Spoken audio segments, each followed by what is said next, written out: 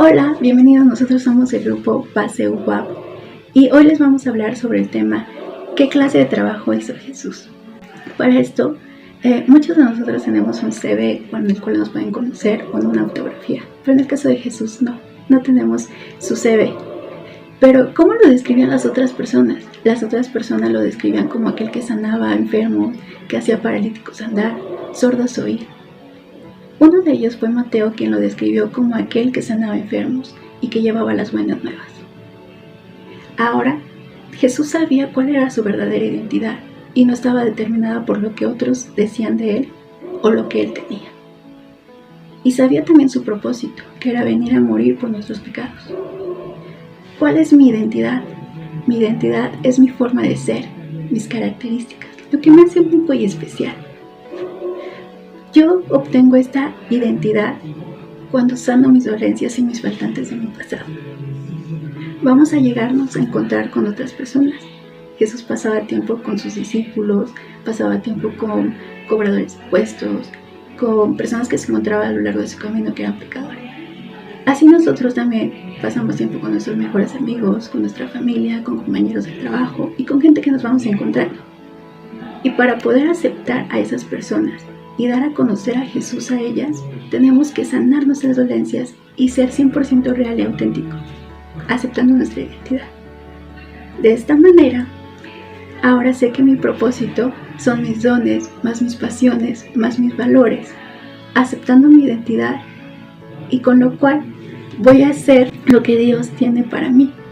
Y sé que ahora fui creada para adorar, para evangelizar, para su iglesia, para discipular y para servir a otras personas como tú.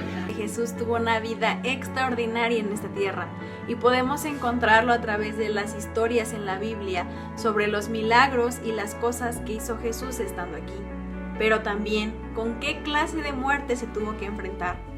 En Isaías 53:5 nos dice algo sobre esto, que Él herido fue por nuestras rebeliones y molido fue por nuestros pecados. Y esto nos habla sobre una muerte muy dolorosa y una muerte muy trágica, que estoy segura que a ninguno de nosotros nos gustaría vivir. Pero en el último punto de este versículo explica también que por sus llagas somos nosotros sanados. Y esto nos da una esperanza de saber que podemos acercarnos a Él cada que lo necesitemos. Jesús tuvo una muerte similar a la de unos criminales. Y en ese tiempo la muerte de cruz representaba la peor de las muertes y la muerte más deshonrosa. ¿Pero por qué hizo esto? En Romanos 5:7 dice que Dios mostró su amor para con nosotros, que aun siendo pecadores, Cristo murió por nosotros. ¿Te imaginas saber que el Dios Todopoderoso mandó a su Hijo a morir por nosotros y que ahora esa sea la razón por la que podamos acercarnos confiadamente al Padre? Y esto para mí representa el mayor acto de amor que pueda haber. Por eso para mí la muerte de Jesús representa el mayor acto de amor. El primer pecado de la humanidad, también conocido como el pecado original, fue aquel en el jardín del Edén, aquel que fue el orgullo, el anhelo de querer ser igual a Dios, la incredulidad, la falta de fe en Dios, fue la desobediencia a Él y la sumisión a Satanás. Y podemos pensar que la consecuencia más grande de todo esto fue los dolores de parto o la dificultad al trabajar, pero la consecuencia más grande de esto fue la separación con Dios. Nosotros podemos leer en Romanos 5:12 que, por tanto, como el pecado entró en el mundo por un hombre, y por el pecado la muerte, así la muerte pasó a todos los hombres, por cuanto todos pecaron. Y David nos dice en el Salmo 51:5, He aquí en maldad he sido formado, y en pecado me concibió mi madre. Por tanto toda la humanidad está compuesta del mismo material corrupto. Y aún así podríamos creer que no hemos pecado, no hemos hecho tal cosa contra Dios. Pero si nos ponemos a leer la definición de pecado de 1 Juan 5:17, tenemos que toda injusticia es pecado.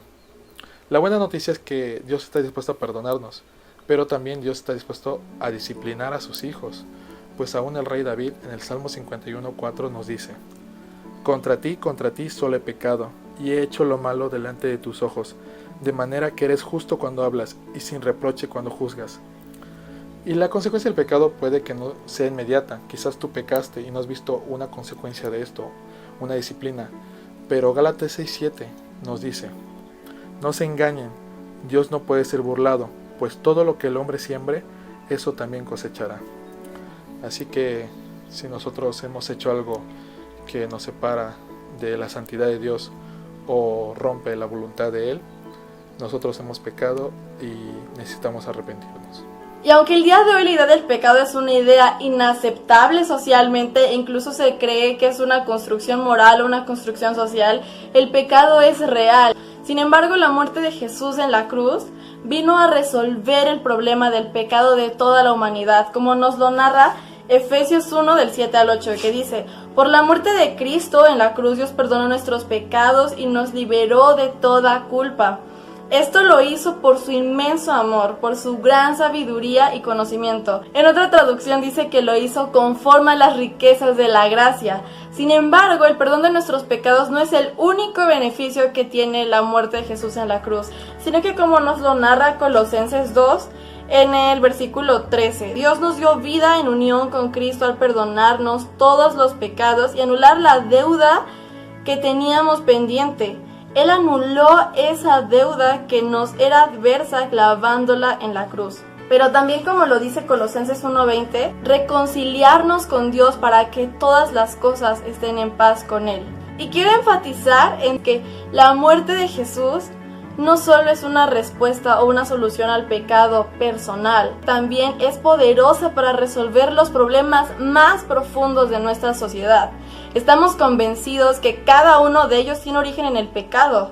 Por ejemplo, el número de feminicidios tan alarmante que sucede todos los días tan solo en nuestro país, o el número de familias que desafortunadamente son destruidas a causa de la violencia o de vicios, o las vidas de millones de personas que desafortunadamente están siendo esclavos por alguna adicción.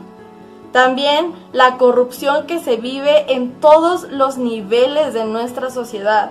Oro para que Dios traiga a tu corazón y a tu mente ejemplos específicos de estos problemas en el lugar donde te encuentras, los cuales definitivamente tienen solución en la cruz. Y también oro para que Dios traiga a tu corazón esa convicción de que ese sacrificio que Jesús hizo en la cruz fue por ti y por mí, por amor a nosotros, porque el día de hoy podamos gozar tú y yo una vida en plenitud, una vida con propósito, una vida en paz, una vida en libertad. Aceptar este hermoso regalo solamente depende de ti y de mí, de permitir abrirle nuestro corazón.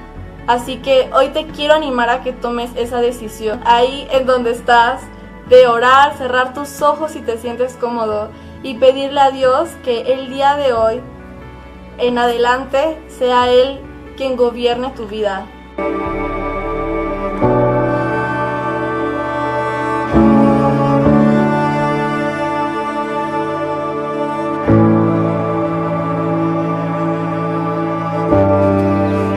Cuando conocí a Jesús, me maravillé por todo aquello que era. Muchas veces me preguntaba, ¿qué tengo que hacer yo para ser como Él? Tal vez aún sigo en busca de aquella respuesta.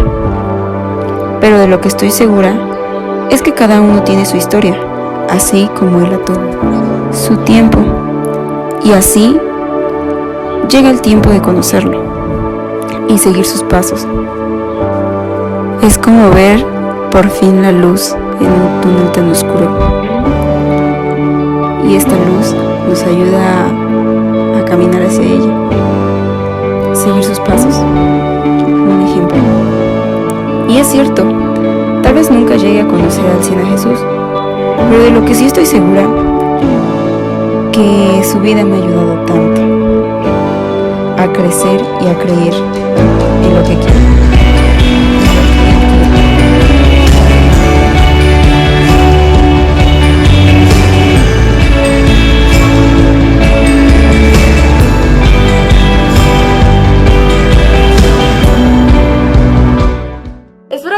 Haya sido de gran bendición para tu vida y que si te gustó lo compartas con todas las personas que sabes que necesitan escuchar estas buenas noticias de Jesús y que nos sigas en nuestras redes sociales de Jóvenes Intro.